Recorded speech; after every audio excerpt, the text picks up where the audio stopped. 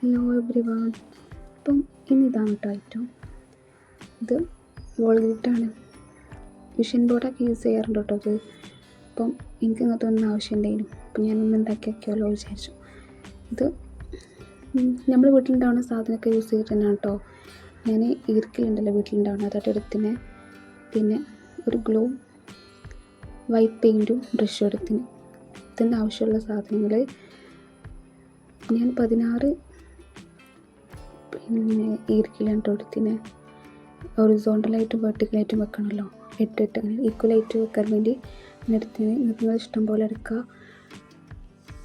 ഇതുപോലെ ഇങ്ങനെ വെച്ചെടുക്കുക.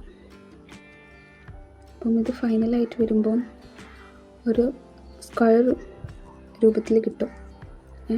പക്ഷെ ഞാനിതിന് മുമ്പ് ഉണ്ടാക്കി 2 ഒന്ന് സർക്കിളായിട്ടും ഒന്ന് ഇതേപോലെ സ്ക്വയർ ടൈപ്പിലുണ്ടാക്കിന്. സർക്കിൾ ഒരു ഹൂപ്പ് മോഡലായിരുന്നു.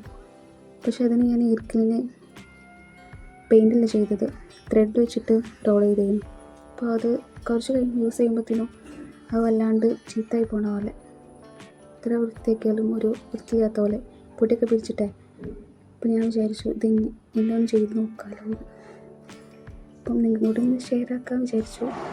അപ്പോൾ അതാ ഇങ്ങനെയൊക്കെ വെച്ച് കഴിഞ്ഞു. ഞാൻ ഗ്ലൂ അപ്ലൈ ചെയ്ത് കൊടുക്കാം കേട്ടോ. അവിടെ ഈ ഗ്ലൂ ഒട്ടിക്കുമ്പോൾ ശ്രദ്ധിക്കണം, കയ്യിലാവാതെ നോക്കണം കേട്ടോ. പിന്നെ താഴെയുള്ള ഇതുണ്ടല്ലോ, അതിലൊട്ടിപ്പിടിക്കാതിരിക്കാൻ നോക്കണം. ഇതൊക്കെ കഴിഞ്ഞു. അപ്പം ഞാൻ ഉണങ്ങാൻ വെച്ചിരുന്നു, സ്റ്റിക്കാവണമല്ലോ. അപ്പം ഞാൻ നോക്കുകയാണ് താഴെ ഒട്ടിപ്പിടിച്ചിരുന്നു. അപ്പോൾ കുഴപ്പമൊന്നുമില്ല, ഒക്കെ സെറ്റായിന്. ഇങ്ങനെയാണ് കേട്ടോ കിട്ടീനെ. ഈ എഡ്ജസ് ഒക്കെ ഉണ്ടല്ലോ, ബാക്കി വരുന്ന ഈർക്കിൽ അത് ഞാൻ കൈ കൊണ്ട് തന്നെ ഇങ്ങനെ ഒടിച്ചെടുക്കുകയാണ്. വേണമെങ്കിൽ അത് അവിടെ സ്റ്റൈലിൽ വെക്കാം, പക്ഷെ എനിക്ക് അതിൻ്റെ ആവശ്യമില്ലാത്തതുകൊണ്ട് ഞാൻ അങ്ങനെ ചെയ്യണേ.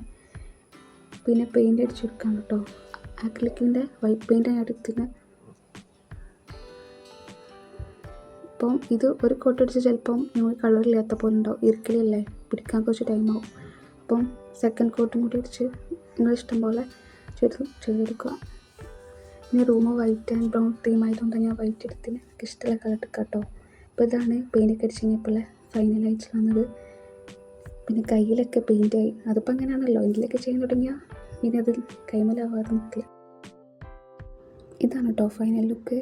അപ്പം എങ്ങനെയുണ്ടെന്ന് കമൻറ്റ് വഴി അറിയിക്കും കേട്ടോ. അപ്പം ചാനലിനെ സബ്സ്ക്രൈബ് ചെയ്ത് സപ്പോർട്ട് ചെയ്യും.